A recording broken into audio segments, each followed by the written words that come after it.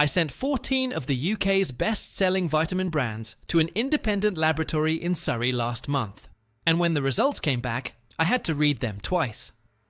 Out of those 14, 9 contained either less of the active ingredient than the label promised, undisclosed fillers that have no business being in a health product, or, in 2 cases, heavy metal. Contamination above the limits set by the European Food Safety Authority. 9 out of 14.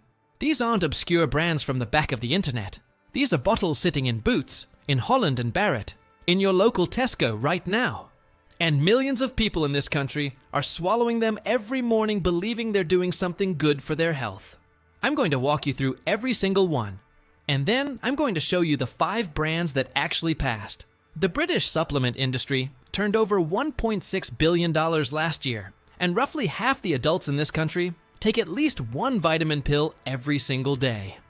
That figure jumped sharply after the pandemic. The health food manufacturers Association reported a 19% surge in vitamin D sales alone between 2020 and 2022, and the numbers haven't come back down since. But here's the problem. Unlike pharmaceuticals, supplements in the UK don't require pre-market approval. The Food Standards Agency monitors them, yes, but largely on a reactive basis. They act after complaints, not before products reach shelves. What that means in practice is that the label on your vitamin bottle is essentially self-certified by the manufacturer. Nobody in the government checked whether the contents matched the claim before it arrived at your local shop. And when independent laboratories do check, the results are uncomfortable. Let's start with one you've almost certainly seen. Stacked floor to ceiling near the tills at your local chemist. I'm talking about a major own brand multivitamin sold through one of the UK's biggest pharmacy chains, priced at around $3.49 for 90 tablets. Cheap, convenient, and reassuring. It's got a trusted retailer's name on the front. But when the lab tested these tablets for dissolution, that's how quickly and completely they break down in simulated stomach acid. The results were poor. After the standard 30-minute window used by the British Pharmacopoeia as a benchmark, less than 60% of the tablet had dissolved. That matters because if your body can't break the tablet down, you're not absorbing what's inside it. You're essentially paying £3.50 to pass compressed chalk. A 2023 analysis published in the journal Nutrients found that dissolution failure is one of the most common issues with budget multivitamins, and it affects absorption of every single ingredient on the label. If your vitamin isn't dissolving, it isn't working. Full stop. This next brand markets itself as premium, charges premium prices, and delivers something that would embarrass a budget competitor. I'm talking about a well-known clinical strength vitamin D supplement that retails for around £11.99 in Holland and Barrett. The packaging screams authority, references to pharmaceutical-grade ingredients, and optimal bioavailability. The lab found the actual vitamin D3 content was 72% of the amount stated on the label. Not 72% absorption, 72% content. Nearly a third of what you're paying for simply isn't in the capsule. Under European food supplement regulations, the acceptable variation for declared nutrient content is between 80% and 150% of the label claim. This product failed that threshold, and at £12 a bottle, a grandmother in Leeds taking this on her doctor's recommendation is spending money she probably can't spare on a product that's literally under-delivering. If you've ever grabbed a bottle of vitamins from the reduced section at a major supermarket, there's a fair chance it was this one. A supermarket own brand vitamin C, 1000 milligram, typically priced at £2.15. Bargain, right? Except the filler list reads like a chemistry textbook.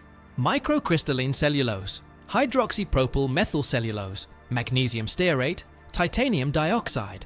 That last one, titanium dioxide, listed as E171, was banned as a food additive in the European Union in August 2022, after EFSA concluded it could no longer be considered safe, citing concerns about genotoxicity. Potential damage to DNA. The UK, post-Brexit, did not follow the EU ban. The Food Standards Agency's Committee on Toxicity reviewed the evidence and allowed its continued use here. But let me ask you this. If a panel of European scientists said they couldn't rule out DNA damage, and your vitamin C tablet contains it as a filler, not an active ingredient, a filler, is that a risk worth taking for a supplement that costs £2?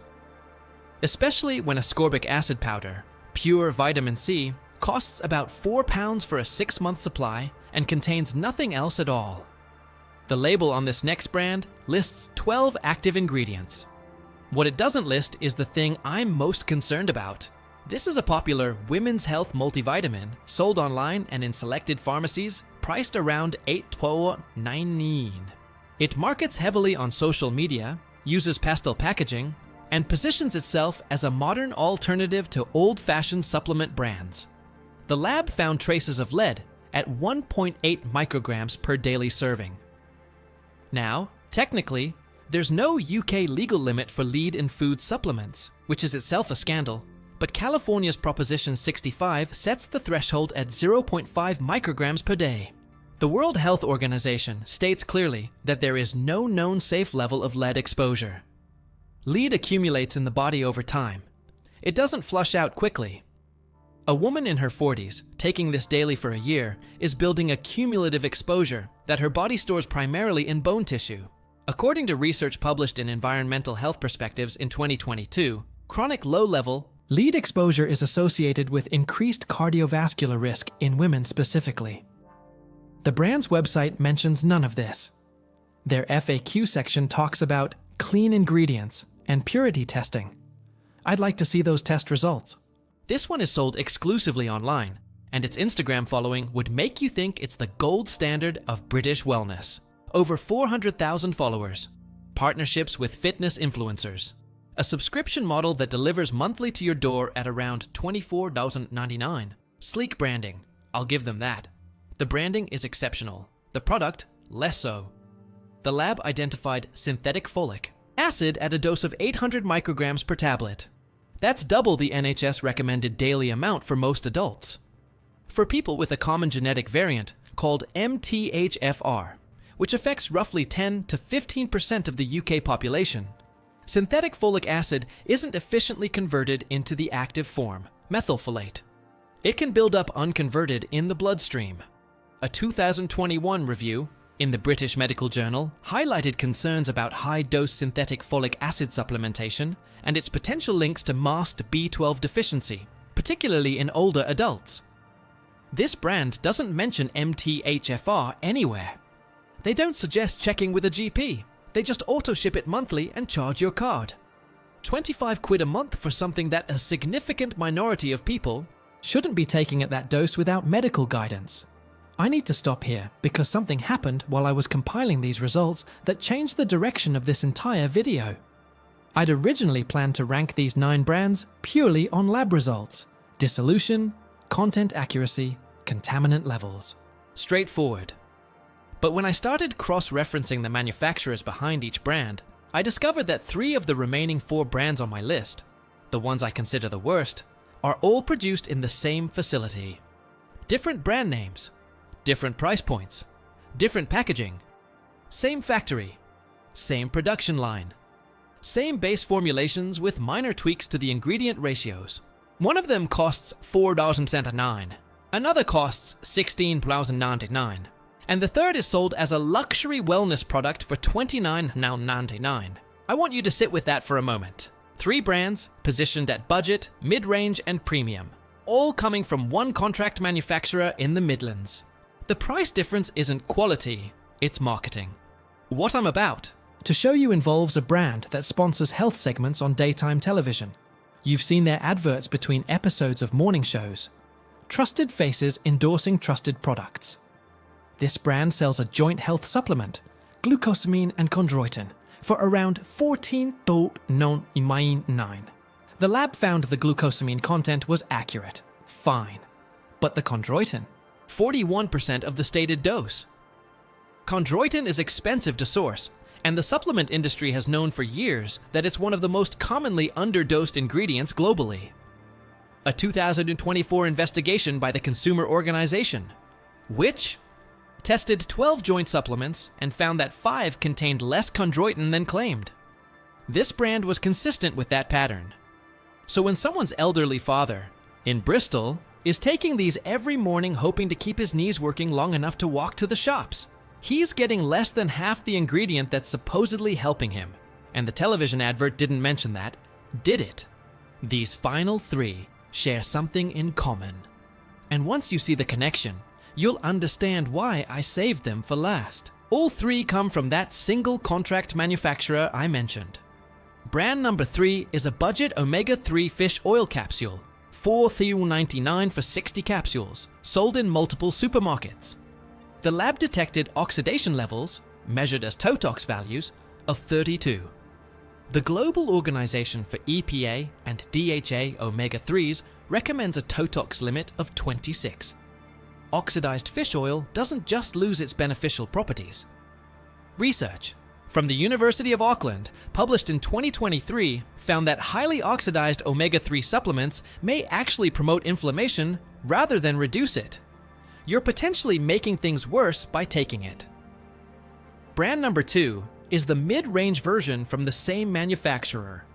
Different bottle, nicer label, $16.99.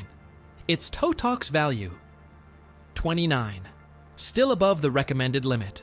Marginally better than the budget version, but not enough to justify triple the price. The oil likely comes from the same batch, stored in the same warehouse, encapsulated on the same machines. And brand number 1, the one I consider the worst offender on this entire list, is the luxury version. £29.99. The packaging is beautiful. Matte black, gold lettering. The word pure appears 3 times on the label. The Totox value came back at 27. Barely above the guideline, yes. But here's what made me angry. This brand charges 6 times the price of brand number 3 for a product that is, by every meaningful laboratory measure, virtually identical. The base oil is the same. The capsule material is the same. The oxidation levels are comparable. The only difference is the box it comes in and the story they tell you about it.